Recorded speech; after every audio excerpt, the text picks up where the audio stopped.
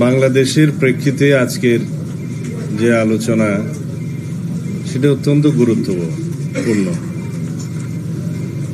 মানবাধিকার নিশ্চিতে রাজনীতিবিদদের ভূমিকা, এটা আমরা বিগত সময়ে দেখেছি যে মানবাধিকার বিনাশে রাজনীতিবিদদের ভূমিকা। বিগত সময়ে জাতিসংঘ ফ্যাক্টস ফাইন্ডিং কমিটি অথবা টিম, যেটা বাংলাদেশে গণহত্যার উপরে তথ্য অনুসন্ধান করেছেন, তদন্ত করেছেন, তাদের রিপোর্টটা কিছুদিন আগে প্রকাশিত হয়েছে, আপনারা সবাই জানেন। এবং সেই মানবাধিকার কমিশনের সেই রিপোর্টটি মানবাধিকার কমিশনের প্রধানের উপস্থিতিতে তাদের হেডকোয়ার্টারে প্রকাশিত হয়েছে। এবং বাংলাদেশে তখনই এই রিপোর্টটা নিয়ে অনেক আলোচনা হয়েছে, পত্রিকা প্রকাশ করা হয়েছে, মানুষের মধ্যে আলোচনা হচ্ছে, এখনো হবে। জাতিসংঘ রিপোর্ট অনুযায়ী সারা বিশ্বে সবচাইতে ঘৃণিত জঘন্য গণহত্যাকারী খুনি হিসাবে শেখ হাসিনাকে তারা স্বীকৃতি দিয়েছে। তার বিভিন্ন গণহত্যা, মানবাধিকার লঙ্ঘন এবং বিভিন্ন রকমের অপরাধের রাষ্ট্রীয় ক্ষমতায় থেকে, রাষ্ট্রীয় বাহিনী দিয়ে এবং রাষ্ট্রের নেতৃত্বে যা করা হয়েছে তার ডাটা ভিত্তিক সচিত্র প্রতিবেদন সেখানে আছে। এখন বাংলাদেশে গণহত্যা নিয়ে শেখ হাসিনার সরাসরি নির্দেশ ছিল, এই বক্তব্যটি সারা পৃথিবীতে প্রতিষ্ঠিত হয়েছে। তো মানবাধিকার বিকাশের যে ভূমিকা, সেই ভূমিকা অবশ্যই রাজনীতিবিদদেরই নিতে হবে, তাতে তো কোনো সন্দেহ নাই। কিন্তু মানবাধিকার প্রতিষ্ঠার জন্য প্রথম যে টুলস, প্রথম যে আইনে হাতিয়ার, সেটা কি? সেটা হচ্ছে সেই রাষ্ট্রের, প্রত্যেক রাষ্ট্রের সর্বোচ্চ আইন সংবিধান। সংবিধানে যদি মানুষের মানবাধিকার এবং মৌলিকাধিকারগুলো খুব শক্তিশালীভাবে বিবৃত থাকে এবং তা প্রয়োগের জন্য সংবিধানের ভিত্তিতে আইন প্রণীত হয়, এবং সেই আইন প্রয়োগের জন্য যদি স্বাধীন সংস্থা বা স্বায়ত্তশাসিত সংস্থা বা এমন কোনো সংস্থা থাকে যার উপরে সরাসরি প্রশাসন বিভাগের কোনো কর্তৃত্ব থাকবে না, তখনই মানবাধিকারগুলো নিশ্চিতভাবে বাস্তবায়িত হয়। আমাদের দেশে দেখা যায়, বা আমাদের মতো রাষ্ট্র ব্যবস্থা যাদের আছে তাদের মধ্যে দক্ষিণ এশিয়ার অনেক দেশে এবং আফ্রিকার অনেক দেশে দেখা যায় প্রশাসন থেকেই মানবাধিকার লঙ্ঘনটা বেশি হয়। এবং সেই প্রশাসন বলতে এখানে শুধু সিভিল ব্যুরোক্রেসি বোঝায় না, এখানে রাষ্ট্রযন্ত্রের সর্বোচ্চ পর্যায় থেকে চিফ এক্সিকিউটিভ থেকে শুরু করে সর্বনিম্ন পর্যায় পর্যন্ত প্রশাসন বিভাগের দ্বারাই মানবাধিকার লঙ্ঘনটা বেশি হয়। এবং দেখা যায় সেই সমস্ত দেশে মানবাধিকার নিশ্চিতের জন্য, মানুষের অধিকার নিশ্চিতের জন্য যে বিচার বিভাগ থাকে, সেই বিচার বিভাগকেও কুক্ষিগত করা হয় সেই সমস্ত দেশে, যেটা বাংলাদেশে বিগত ফ্যাসিবাদের সময় একটি উৎকৃষ্ট উদাহরণ। বন্ধুরা কি আর বলে কয়ে আসে, ফোন দিয়ে বলল সদল বলে আসছি। ভাবছেন অল্প সময়ে এত রান্না কিভাবে করব? যমুনা রাইস কুকার, এতে আমি সব রান্না করি। যমুনা রাইস কুকারে আছে 3-in-1 ফাংশন, তাই ঝরঝরে ভাত, পোলাও, বিরিয়ানি, তরকারি বা যে কোনো পিঠা হয়ে যায় অটোমেটিক্যালি। আরও রয়েছে স্মার্ট ম্যাগনেটিক সুইচ, তাই খাবার পুড়ে যাওয়ার ভয় নেই। আর অ্যাডভান্সড থার্মোস্ট্যাট সেফটি, তাই নিরাপদ রান্নার নিশ্চয়তা। আমার জীবনকে সহজ করেছে Jamuna rice cooker. Jamuna rice cooker, smart রান্নায় আধুনিক জীবন। যে সর্বোচ্চ আদালতের প্রধান বিচারপতি থেকে শুরু করে সমস্ত বিচার বিভাগকে এমনভাবে দলীয়করণ এবং কুক্ষিগত করা হয়েছিল যাতে বাংলাদেশে আর কেউ মানবাধিকারের বিষয়ে কোনো প্রতিকার না পেতে পারে, মানবাধিকার নিশ্চিতের জন্য কোনো বিচারালয়ে যে যাতে তার কোনো সুরাহা না হয় সেই ব্যবস্থা করা হয়েছিল। এবং এক পর্যায়ে আমাদের দেশে এমনও বলা হয়েছে যে বাংলাদেশের এই কোর্টটা তো হচ্ছে একটা দলীয় কোর্ট, এবং সেই অবস্থায় এইভাবেই আমরা বাংলাদেশকে পতিত হতে দেখেছি, যার প্রধান নিয়ন্ত্রণকারী ছিল বাংলাদেশের প্রধান এক্সিকিউটিভ। প্রশাসন বিভাগের প্রধান হিসাবে প্রধানমন্ত্রী সকল বিভাগেরই নিয়ন্ত্রণ নিয়ে নিয়েছেন। যখন হয় যে রাষ্ট্রের 3 অঙ্গের মধ্যে প্রশাসন, বিচার বিভাগ এবং আইন বিভাগের সম্পূর্ণ কর্তৃত্ব যখন কোনো একটা ব্যক্তির হাতে ঘুরিয়ে ফিরিয়ে চলে যায়, তখন সেই দেশে নৈরাজ্য হয়, কোনো আইনের শাসন থাকে না, এবং নৈরাজ্যকর পরিস্থিতির সুযোগে সেই দেশ এক দলীয় শাসন ব্যবস্থার দিকে ধাবিত হয়, যেটা বাংলাদেশে হয়েছে।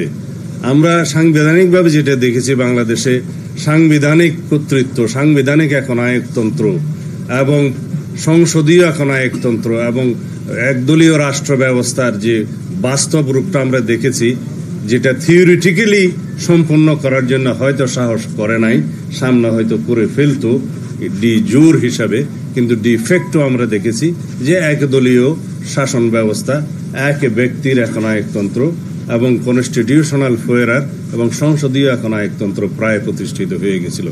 তার কারণ ছিল যে সাংবিধানিকভাবে তাকে সেই ক্ষমতাটা দেয়া হয়েছে একটি অসাংবিধানিক সংশোধনের মধ্য দিয়ে, যেটা ছিল পঞ্চদশ সংশোধনী যার নাম, এবং সেটা ইতিমধ্যে প্রায় বাতিল হয়ে গিয়েছে। অনেকগুলো বিধান বাকিগুলো সংসদের উপরে ছেড়ে দিয়েছে বিচার বিভাগ। যাই হোক, সেই সংশোধনের মধ্য দিয়ে অনেকটা যে 15th অ্যামেন্ডমেন্ট, এটা কনস্টিটিউশন ইনস্টিগেটেড দি পার্লামেন্টারি ফুয়ারার, অথবা আমি বলবো যে হিউম্যান রাইটস ভায়োলেশনের জন্য এটা ইনস্টিগেট করেছে এই 15th অ্যামেন্ডমেন্টের। কিভাবে?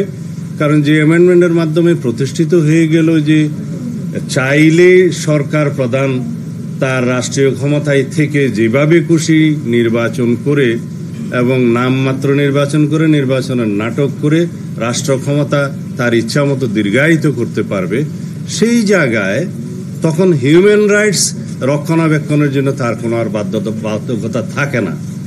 পলিটিক্যাল ওয়ার্কার্স থেকে শুরু করে, সাংবাদিক থেকে শুরু করে, রাষ্ট্রের সমস্ত শ্রেণী পেশার মানুষ যাকেই রাষ্ট্র মনে করবে তার হুমকি হিসাবে, এখানে আমি রাষ্ট্র শব্দটা ব্যবহার করছি এই কারণে, কারণ তখন একনায়ক রাষ্ট্রকে তার নিজের মনে করেছে, সরকারের প্রধান হয়ে সে রাষ্ট্রকে নিজের মনে করেছে, ব্যক্তিগত সম্পত্তির মতো মনে করেছে। সেই জন্য রাষ্ট্র যখন তার কোনো প্রজাকে বা তার কোনো সিটিজেনকে যখন হুমকি মনে করে, তখন তাকেই যেভাবেই হোক দমনের জন্য হিউম্যান রাইটস ভায়োলেশন করে। এবং সেই হিউম্যান রাইটস ভায়োলেশনের মাত্রা কোন পর্যায়ে বাংলাদেশে গিয়েছিল সেটা জাতিসংঘ এই রিপোর্টটা আপনারা স্টাডি করলে দেখবেন যে এমন কোনো জঘন্য মানবাধিকার ভায়োলেশনের তরিকা বাদ ছিল না যেই তরিকাটা তারা গ্রহণ করে নাই, বা তারা যেই তরিকা কি বলে যে অনুশীলন করে নাই।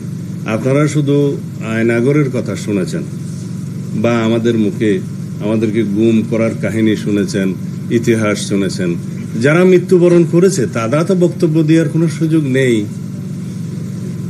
যারা আয়নাগরে থেকে উদ্ধার হয়েছে তারা হয়তো ভিজিট করেছে, কথা বলছে, বা আমরা কথা বলছি, কিন্তু যাদের কোনো হদিশ পাওয়া যায়নি তারা তো কথা বলতে পারছে না।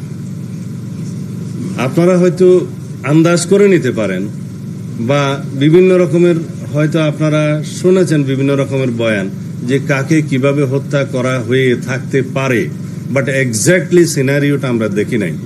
কিন্তু যা শুনেছি তার যদি কিছুমাত্র সত্যি হয়, তাহলে বাংলাদেশের মতো এরকম বর্বর জঘন্যতম হত্যাকাণ্ড, বিচার বহির্ভূত হত্যাকাণ্ড, গুম খুনের ইতিহাস হয়তো আফ্রিকার জঙ্গলেও কোনোদিন হয় নাই।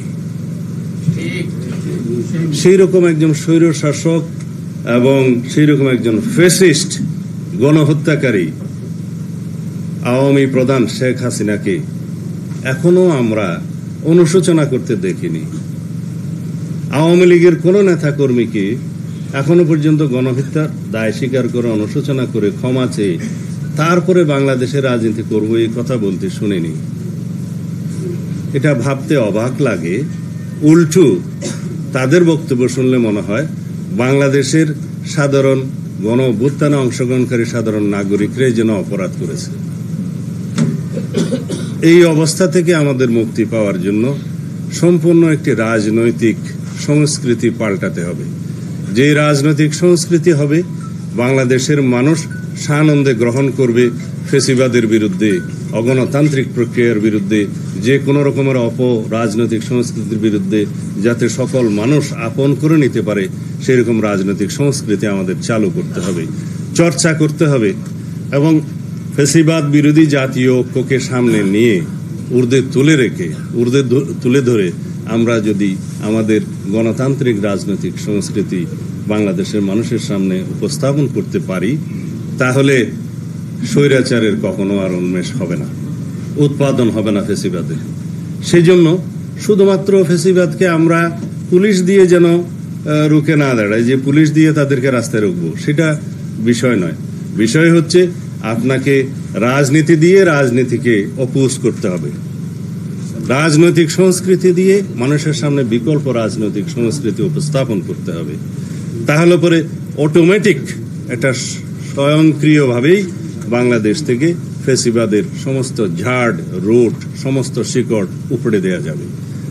কিন্তু তা যদি না হয়, শুধুমাত্র আমরা গতানুগতিক রাজনৈতিক চর্চা করি, যেখানে মানবাধিকার সমুন্নত থাকবে না, যেখানে নিশ্চয়তা থাকবে না আমাদের মৌলিক মানবাধিকারের, সেই রাজনীতি দিয়ে বাংলাদেশের মুক্তি আসবে না।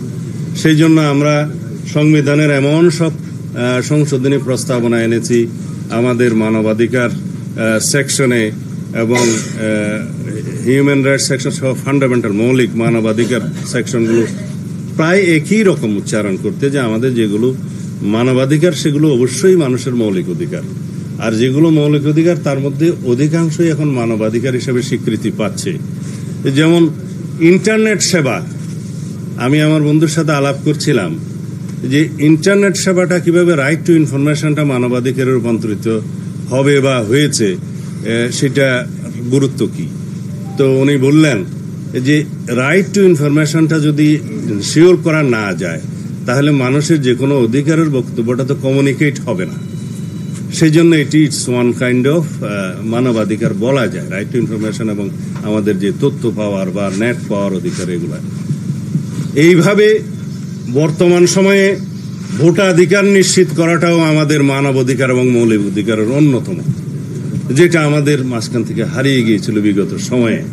তো সুতরাং মানবাধিকারের বিভিন্ন ক্লাসিফিকেশন বা বিভিন্ন রকমের ধরন বা বিভিন্ন রকমের ইনক্লুশন হবে, সময়ের প্রেক্ষিতে বাড়বে। এবং মৌলিক অধিকারের অবস্থাও একই হবে, যে মৌলিক অধিকার মানুষের আগে 5টা ছিল, সামনে 6টা হবে, 7টা হবে, এরকম বাড়তে থাকবে। সমাজের বিবর্তনের মধ্য দিয়ে মৌলিক অধিকার এবং মানবাধিকার এগুলো বাড়তে থাকবে। বাট এগুলো এনশিওর করবে কে, সেই আলোচনায় আজকে হচ্ছে। এনশিওর অবশ্যই করতে হবে রাজনৈতিক নেতৃত্বকে, এবং রাজনৈতিক নেতৃত্ব সেটা বাস্তবায়ন করার একমাত্র ওয়েপন, একমাত্র হাতিয়ার হচ্ছে নির্বাচিত একটা প্রতিনিধিত্বের মধ্য দিয়ে, একটা সংসদের মধ্য দিয়ে, আইন প্রণয়নের মধ্য দিয়ে, সংবিধানের সমস্ত সংস্কার সংশোধনের মধ্য দিয়ে আমাদেরকে সেটা বাস্তবায়ন করতে হবে। এবং আমাদের সেই সার্বভৌমত্বের প্রকাশটা হয় জাতীয় সংসদে, এবং সেই সার্বভৌমত্বের প্রকাশ ঘটানোর জন্য জনগণ নির্বাচিত প্রতিনিধি নির্বাচন করে। কারণ জনগণই হচ্ছে একমাত্র গোড়ায় সার্বভৌম ক্ষমতার অধিকারী এবং রাষ্ট্রের মালিক। তো সুতরাং আমরা সেই সার্বভৌমত্বের কথা বলি, আমরা সেই নির্বাচিত প্রতিনিধিত্বের কথা বলি, আমরা সেই সার্বভৌম সংসদে আমাদের সেই সমস্ত আইন এবং সংবিধান সংস্কারের কথা বলি, যা আমাদের মৌলিক অধিকার এবং মানবাধিকারকে নিশ্চিত করবে। তা আমি আহ্বান জানাবো আমাদের সকল রাজনৈতিক গণতান্ত্রিক শক্তিকে, সকল সামাজিক শক্তিকে এবং বাংলাদেশের সকল সচেতন নাগরিকদেরকে, যাতে আমরা এই বিষয়ে ঐক্যবদ্ধ হই এবং এই বিষয়ে সোচ্চার হই, এবং এই বিষয়টা আমরা জাতির সামনে বলতেই থাকি যে আপনারা গণতান্ত্রিক রাজনৈতিক সরকার প্রতিষ্ঠার জন্য, আমাদের প্রতিনিধিত্বশীল জাতীয় সংসদ প্রতিষ্ঠার জন্য যত দ্রুত সম্ভব গণতান্ত্রিক প্রক্রিয়াকে ত্বরান্বিত করুন। এবং সেই দায়িত্ব বর্তমানে বাংলাদেশের মানুষ গণ অভ্যুত্থানের মধ্য দিয়ে অন্তর্বর্তীকালীন সরকারের প্রতিষ্ঠার মধ্য দিয়ে তাদের উপরে ন্যস্ত করেছে। এবং আমরা এখন যদিও এনিয়ে বিনিয়ে তাদের পক্ষ থেকে আশ্বস্ত হয়েছি যে তারা ডিসেম্বরের মধ্যে জাতীয় সংসদ নির্বাচনের জন্য তাদের সমস্ত কর্মকাণ্ড সাজাচ্ছেন, কিন্তু সেই কর্মকাণ্ডগুলো প্রকাশিত নয়। সেই কর্মকাণ্ডগুলো জনসমক্ষে প্রকাশিত এবং দৃশ্যমান হতে হবে যে আমরা আসলেই সেদিকে যাচ্ছি কিনা। কারণ যত দীর্ঘায়িত হবে এই গণতন্ত্রের উত্তরণের যাত্রাপথটা, তত বেশি বিভিন্ন রকমের অস্থির অবস্থা সৃষ্টির একটা সুযোগ নেবে পতিত স্বৈরাচার এবং তার দোসররা। সেই সময়টা যাতে দীর্ঘায়িত না হয় সেটাই হচ্ছে আমাদের প্রস্তাব। এখন অনেকেই বলে, আমি বিভিন্ন পত্রিকার বিভিন্ন রিপোর্টে সোশ্যাল মিডিয়াতে পত্রিকা দেখি যে ওনারা শুধু নির্বাচন করছেন এবং সংস্কার ছাড়া নির্বাচন। সংস্কার তো আমরা চাই, আমরাই সবচাইতে আগে সংস্কার প্রস্তাব দিয়েছি। 2023 সালের 13ই জুলাই 31 দফার সংস্কার প্রস্তাবনা আমরা দিয়েছি। তখন এই সরকার কিভাবে যাবে আমরা জানতাম না। আমরা প্রস্তাব দিয়েছি ফ্যাসিবাদের পতনের পরে আমরা যারা ফ্যাসিবাদ বিরোধী সংগ্রামে লিপ্ত আছি, ফ্যাসিবাদ বিরোধী গণতান্ত্রিক সংগ্রামে আমরা যদি জয়ী হই, তাহলে আমরা সবাইকে নিয়ে সেই সংস্কার প্রস্তাবগুলো বাস্তবায়ন করব। একটি সমৃদ্ধ গণতান্ত্রিক রাষ্ট্র বিনির্মাণের জন্য সমস্ত রাষ্ট্রীয় কাঠামোগুলোকে আমরা গণতান্ত্রিক সংস্কার করব। তো সুতরাং আমাদেরকে যদি বলা হয় যে সংস্কার শেষ করে আপনারা নির্বাচনে আসবেন, সংস্কারের প্রধানতম প্রস্তাবক তো বিএনপি। জাতির সামনে আমরাই সেটা প্রস্তাব আকারে দিয়েছি অনেক আগে। এবং সেই সংস্কার প্রস্তাবগুলোর সাথে বর্তমান যে সংস্কার কমিশনগুলোর রিপোর্ট আছে তার মধ্যে হয়তো কিছু এদিক ওদিক থাকতে পারে, কিছু মিল আছে, কিছু অমিল আছে। সেই বিষয় নিয়ে আলাপ আলোচনা আমরা কন্টিনিউ করতে পারবো, আলাপ আলোচনা চলবে। কিন্তু সেই আলাপ আলোচনাকে আমরা সমাপ্ত করে তারপরে যদি বলি যে নির্বাচন হবে, সেটা তো আনসার্টেন ব্যাপার। সেই জন্যই আমাদের উদ্বেগ হচ্ছে যে সংস্কার যেগুলো নির্বাচনমুখী সেগুলো আমরা চিহ্নিত করি এবং সেগুলোর উপরে আমরা গুরুত্ব দেই, বাস্তবায়ন করি। যে সমস্ত সংস্কার প্রস্তাবগুলো নির্বাচনের জন্য আমাদের আগে বাস্তবায়ন করা দরকার, সেটার ভিতরে একটা জাতীয় ঐক্যমত সৃষ্টি হোক এবং সেগুলো আমরা বাস্তবায়ন করি। এবং আমরা একই সাথে নির্বাচনের প্রস্তুতি সহ নির্বাচনের রোডম্যাপ আমরা প্রদান করি এবং তার প্রেক্ষিতে জাতি আশ্বস্ত হোক, জাতির মধ্যে একটা অস্থির ভাব আছে সেটা চলে যাক এবং অর্থনীতির অস্থিরতা চলে যাক, অর্থনীতির সমস্ত সরবরাহ ব্যবস্থা যেন নিশ্চিত হয়। এই প্রস্তাবগুলো আমরা দিয়েছি। কিন্তু এখানে আমাদের যত দিন যাচ্ছে তাতে আমাদের মনে হচ্ছে যেন গণতন্ত্রের উত্তরণের এই যে যাত্রাপথ, এইটাকে যেন আরো বেশি দীর্ঘায়িত করা যায়, সেই জন্য কিছু কিছু কূটকৌশল প্রণয়ন করা হচ্ছে। সেটা থেকে যেন আমরা বিরত থাকি, সেই আহ্বান সংশ্লিষ্ট সকলকে জানাচ্ছি। এবং আজকে এই রমজানের সময়ে আমি নিজেও অনেকটা অসুস্থ। আপনারা এতক্ষণ দীর্ঘ বক্তৃতা শুনেছেন সবার, সেই জন্য আপনাদের কৃতজ্ঞতা জানাই। তবে জনগণের একটা দাবি বলে আমি আমার বক্তব্য শেষ করতে চাই। বাজারের অবস্থা ভালো নয়, দ্রব্যমূল্যের ঊর্ধ্বগতিতে মানুষের নাবিশ্বাস।